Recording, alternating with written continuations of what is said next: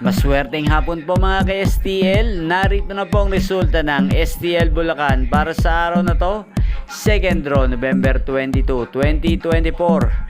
Araw ng Biyernes, naway ang mga natayan nyo pong mga numero kanina ay manalo nawa ngayong hapong ito, 4 PM. Kaya kunin nyo na po yung mga tickets. Narito na po ang resulta. Ang mga numerong nanalo sa STL Bulacan ngayong hapong ito, November 22, 2024, 4 PM, second draw result, 28 at 21 in exact order. Sa lahat po ng tumaya kanina para second draw ng 28 at 21, congrats po sa inyo. Panalo po kayo. Again, 28 at 21. At ngayon, shoutout po natin sa STL Bulacan si Ate Lorna.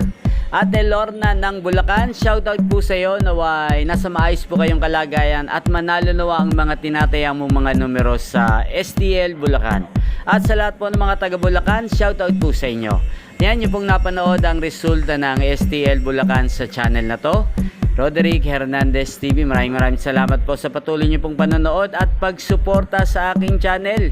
Huwag pong kalimutang mag-subscribe. Thank you for watching. Sa mga nais pong ma-shoutout sa channel na to, mag-comment lang po kayo. At magkita-kita pong muli tayo mamayang alas 8 ng gabi dito lamang po sa channel na to, Roderick Hernandez TV. Thank you for watching.